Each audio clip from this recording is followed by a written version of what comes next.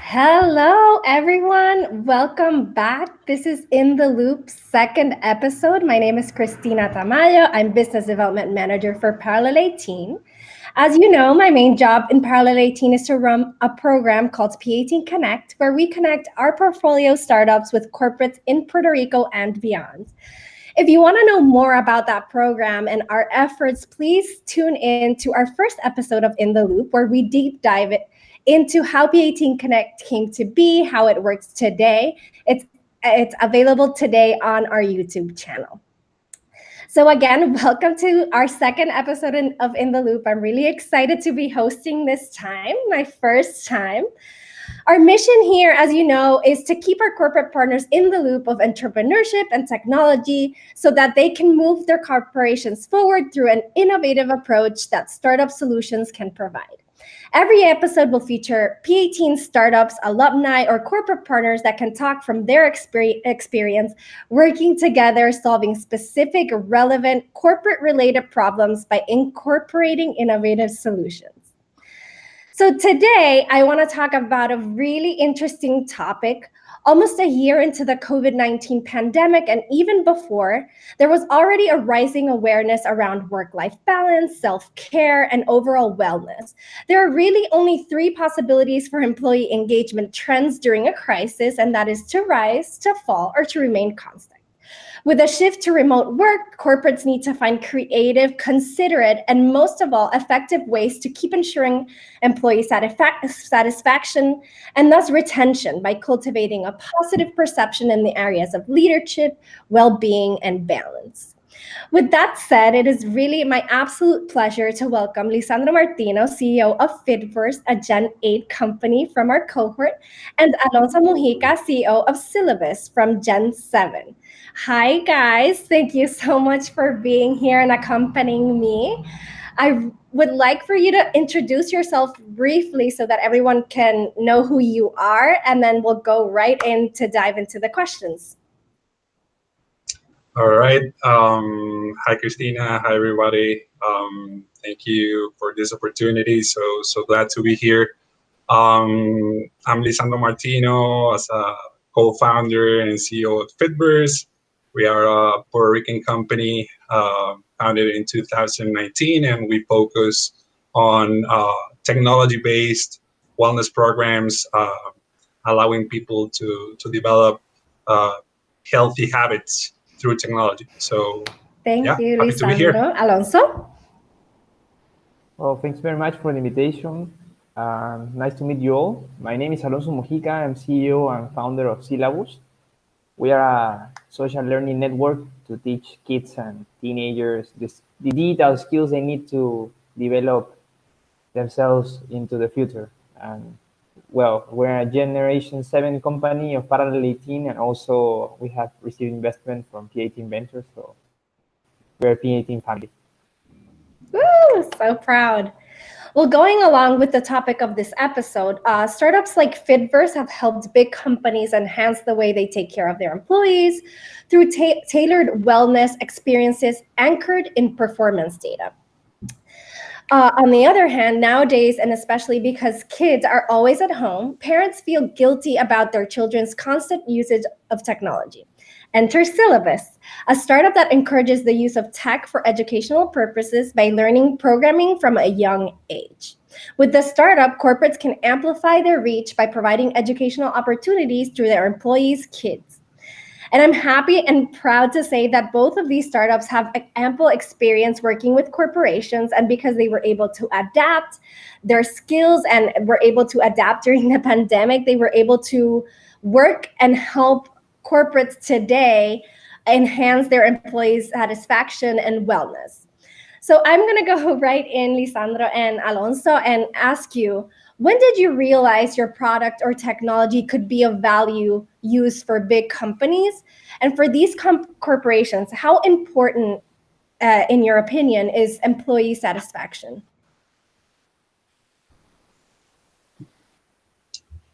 I'll go first. I think it's a constant learning. You at the beginning, you have a theory or a hypothesis in terms of what you think it's the right approach or the right solution to a problem. And when it is something that is disruptive, which a company has never heard of, and you go with a proposal for that specific thing, well, then you have to be able to listen to the opinion and how this company receives that proposal, that information, and from that point on, you keep learning. And it's a constant process, but as we gain experience, we started to see some patterns in terms of previous experiences. In our case, we feel we met with a lot of companies who were investing previously in wellness programs without any success at it. So we started to see why, and that's where we started to focus. And yeah, so that's what has been What about working. you, Alonso? Well, we first started, and you may remember pivoting during the PhD program. I mean, we first started like almost 4 years, a bit more than 4 years ago, and our main hypothesis was to sell to schools. Mm-hmm. And then we realized that it was very complicated to sell to schools, even though we're kind of doing it also. But and we tested many business models, and one of them was at first we were targeting corporations for social responsibility programs, something that we'll still do, but our main focus is right now in HR, because last year we were thinking about during this whole crisis, like, okay, we wanted to sell to schools. We actually had some signed contract with the schools, and the model was that we did the contract with the school, and the school promoted us with their parent space. It was strategic alliance with the school, and then with the pandemic, had to stay home to work remotely, and all these kids were not attending schools because they were studying from home, and the teachers were from home as well. So kind of crazy to try to sell anything to a school last year, because I mean there was an economic crisis as well, so a lot of parents were not paying, or were paying late, or were having a lot of fees. But you started to see these videos. For example, imagine I had a 5-year-old kid, and you started to have these meetings, and kids come and say like, "Hey, mom, I want to play." And I said like, "I'm in a meeting. Give me 5 minutes, please."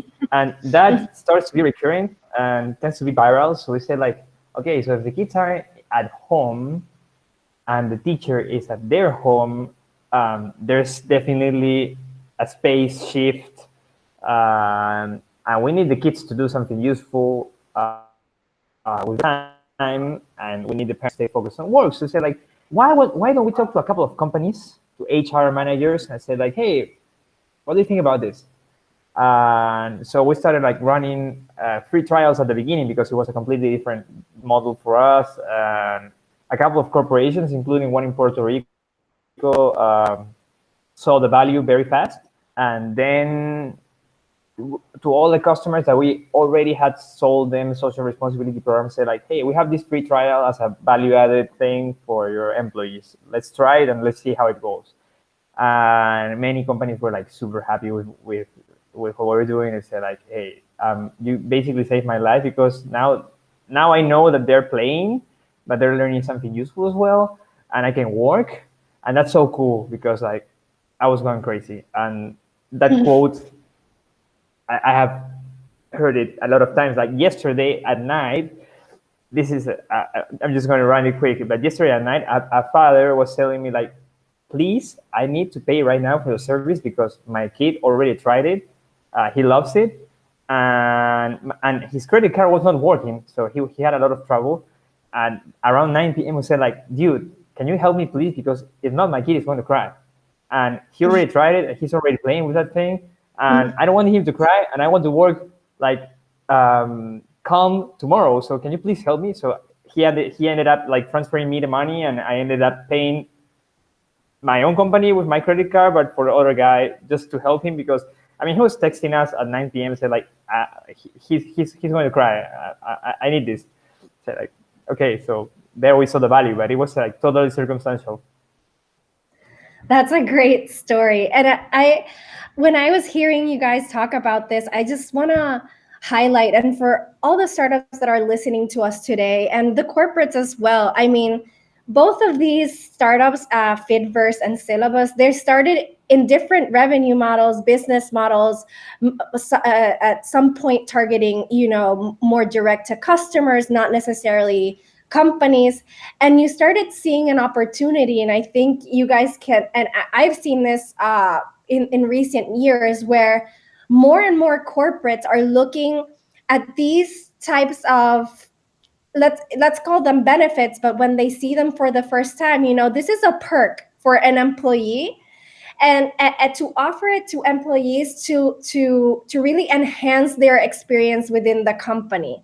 And seeing that opportunity, you as a startup being flexible enough with your business model to be able to explore that opportunity, and then having a corporate say, well, I'm used to providing benefits only like healthcare, and stuff like that, and having them really explore something like this, which is not directly for an employee, it's for their kids, or in your case, Lisandro, well, not just like fitness classes, but everything in wellness. I think it's such a great and powerful journey that you have gone through to really say, hey, we're here, we're in big companies, it's a possibility. And I think it's just going to grow and grow from here on out. So I want to go now directly to Lisandro. In terms of wellness, who do you think, or why do you think it has taken such relevance in recent months? And how can corporates use technology in their favor to make the best out of these programs? All right, that's a great question. And as I was telling you, we believe the whole wellness or self-care issue was a thing even before the pandemic, and it was starting to gain some visibility. I mean, 2018, self-care apps were named the theme of the year in the App Store, for example. So there was a trend going in, and but at the same time, there were a big amount of companies that were seeing wellness as a nice to have, as a perk, as you mentioned. But then what happened? The pandemic happened, and it starts, and 1 month in, then you have 12 to 30% less steps per day per person. You have 50% more anxiety reports. And now, these big companies have these emergency committees, and, first thing they do, they focused on safety and having everybody covered in terms of that. But then the next big priority is well-being. Now we have everybody set, working from home, everybody's healthy, everybody's safe.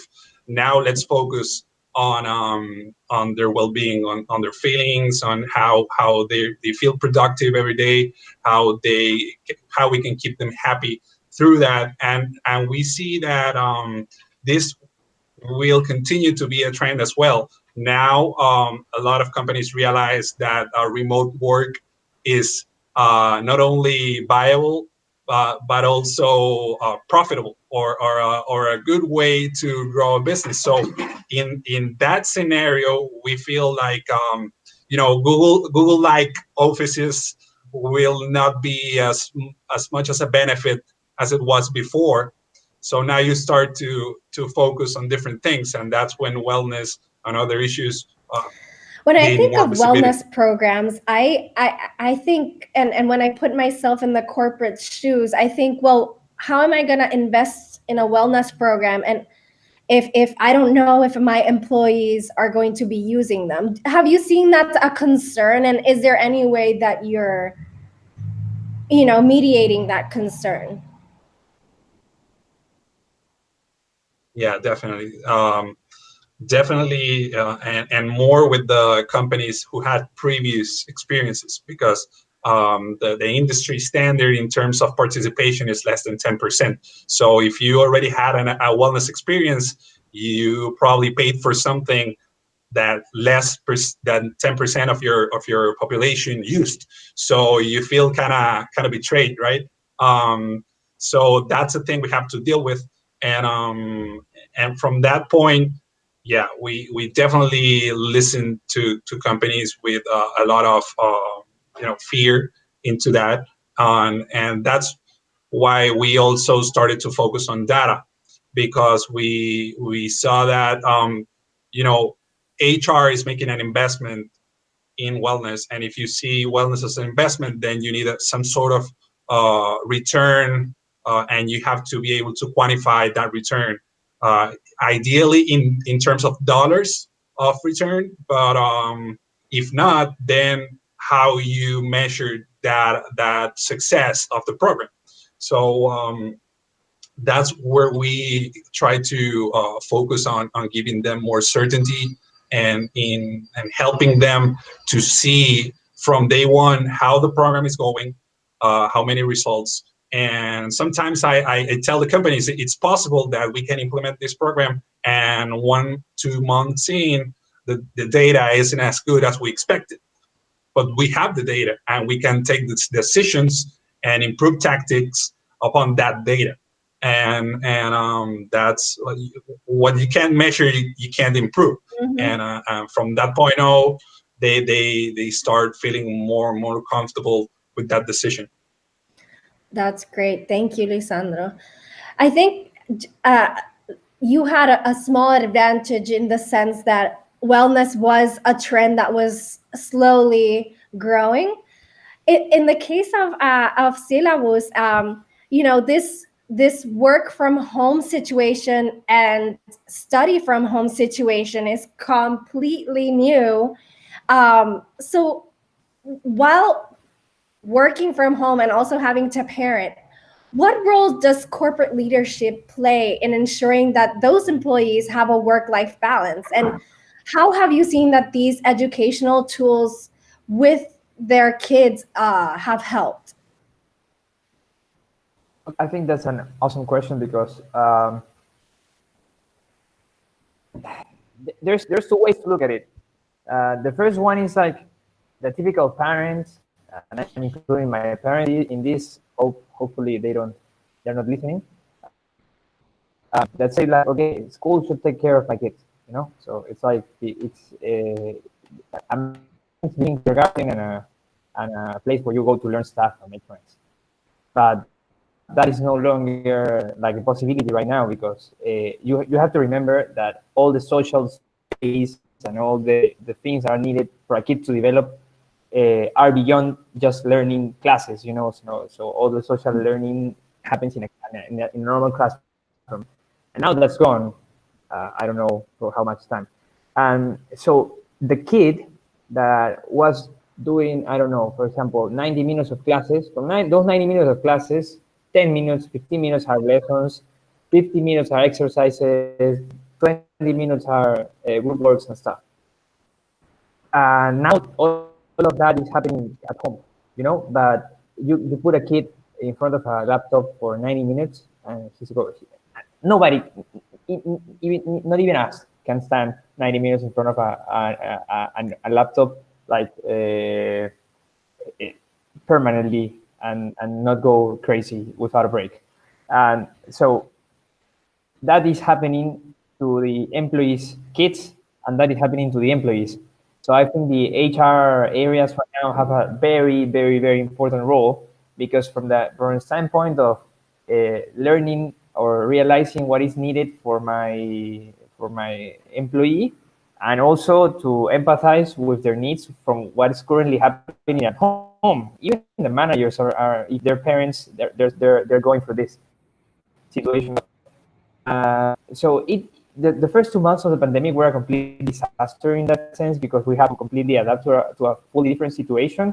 And also there was uncertainty of like, are they going back to school? But there's no vaccine. Still, there's a vaccine, but not all the world is vaccinated right now. So, I mean, I think the HR areas and the corporate leadership is most important than ever, because what's happening is, like, I think that you have to actually train your employees and your staff to work remotely, because setting up 10 straight meetings, that's not working remotely, that's not productivity, that's not healthy. So I think that people kind of need a schedule, so, or like a methodology to remote work, and the same applies to kids. So I think if the schools are not giving this right now, I think that the corporations have to kind of like step in and give very useful tools for parents and that are involved in families managing their time, so that they can keep being a parent, being a husband, or being a wife, and actually continue working, because a lot of stuff is happening at home. So uh, I don't. I have never seen a time before in history where human resources is such as important as now. I mean, you can just not overlook it. You cannot just overlook it. It's not your company is not going to be productive or profitable or happy if you're not taking care of your teams. I think that's a really great segue, and I think that's so true. I mean, we've all seen it, and me working with you and other startups, I've seen a very big trend where human resources has to definitely look for new ways to engage employees and make sure that they're doing okay in whatever their circumstances are right now. I mean, people are not just dealing with overworking and feeling saturated, but and working, having their kids, being at home, but also there's tragedy going on. So there's definitely a looking for comfort and a looking for support in the employees.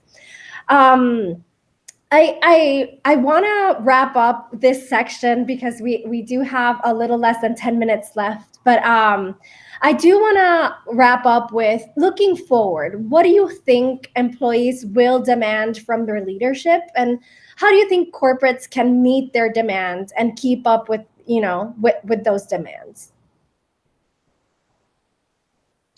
All right.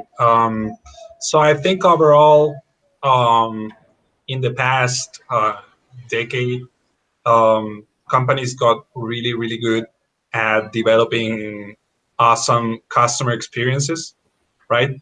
We are all employees somewhere, but we are also customers somewhere.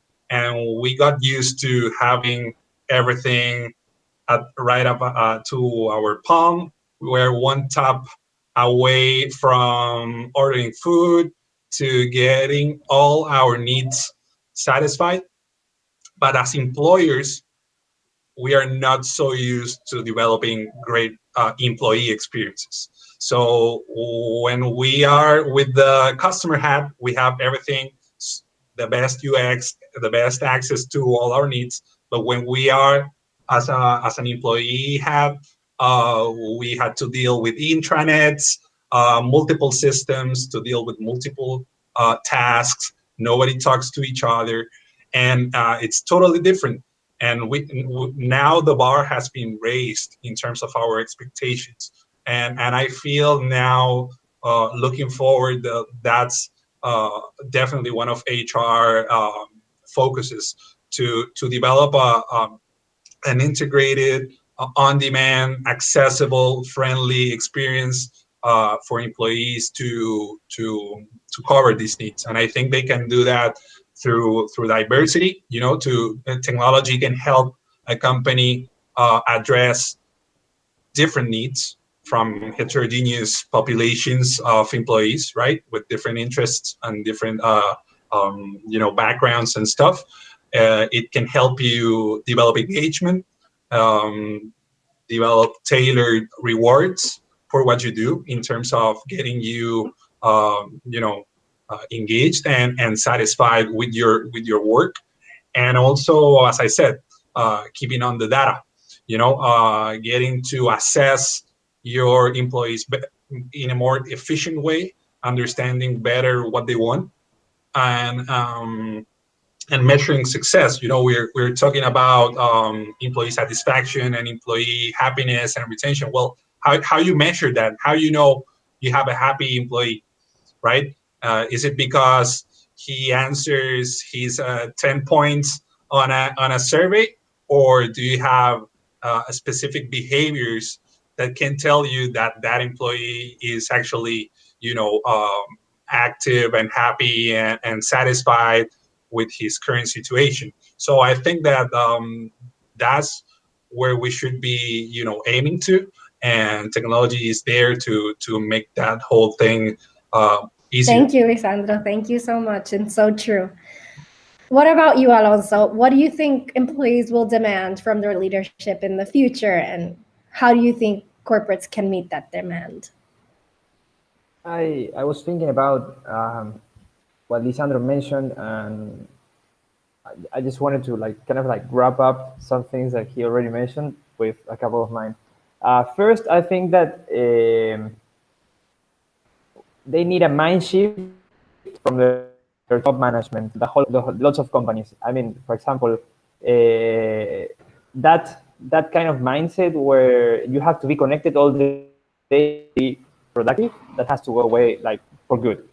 So you should set up more clear goals to people with clear objectives, and don't micromanage. Don't just kind of train the people to meet their goals without feeling that they need to be connected or on top of everything the whole day, and because that's just not healthy. So that's kind of like a shift. We have to make a shift of mindset and corporate culture in that sense. So that's the first one. The other one is, I think that we should kind of give some kind of learning to the employees on on time management, on stress management, on coping with uncertainty. I mean, kind of either peer-to-peer lessons or training sessions of this kind of stuff. Okay, now I'm a dad. I'm a kind of part-time teacher because my kids are here and I have to teach them some stuff because, I'm also kind of the maid because I need to get to do a lot of stuff home. So how the hell I'm going to fit all these things into a, I don't know, 12, 14-hour shift, because it's non-stop. So I think time management, I think some kind of methodology, some kind of recommendations how to organize, give the employees the confidence that they are still parents, they're still friends, they can Zoom with some friends, or whatever. So, or go for a run, or use fitness programs and stuff. So that thing, I think not everyone knows it. Not everyone knows it's allowed. Not everyone knows it's healthy. So I think that we should kind of level the field with that. And the third one is with that, the mindset shift, and the already kind of training our staff. I think the third one should be you should run or make agreements with companies that can give you access to all these things that you need with special prices. So that's where the corporates should kind of negotiate. For example, I'm a dad, I have a 2-year-old toddler. I would love if my corporation, my job has kind of a discount or some stuff where I can buy the toys or the restaurant that makes this special type of food that my kid needs. Or, for example, make an agreement with Fitverz and all the employees have a 30% off or whatever. So I think, and you should just go and log in as simple as we ask for a cab, as simple as for that, we should log into a HR site. We corporations don't have to make it. We can hire a service and we just log in and say all the perks and the benefits are here, and my company is taking care of me and has already made contracts with all companies to give us very cool discounts. So I think that those 3 things are essential, and everyone's going to ask for them right now. Thank you, Alonso. Thank you, Lisandro, for those amazing insights, those views into the future of what corporates could be looking into to to raise employee satisfaction. I want to wrap up to say that, you know, these two startups, it's in their DNA to have a very easy integration with different systems, with different size of companies. So if you are interested in looking them up, they're definitely available to incorporate innovation into your wellness and benefits programs for your employees.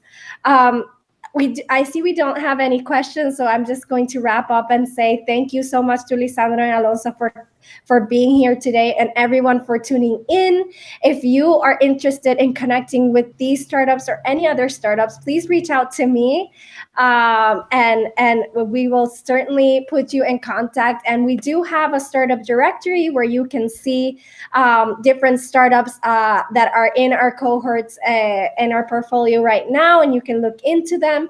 We do have a guide to corporate startup engagement, which is really helpful in how to go into these relationships. And we also have our latest impact report where you can see data about how these connections have come about, our corporate partners programs, and everything else. Everything will be in the description in the YouTube channel. Again, thank you so much for joining us, everyone, and we will see each other very, very soon.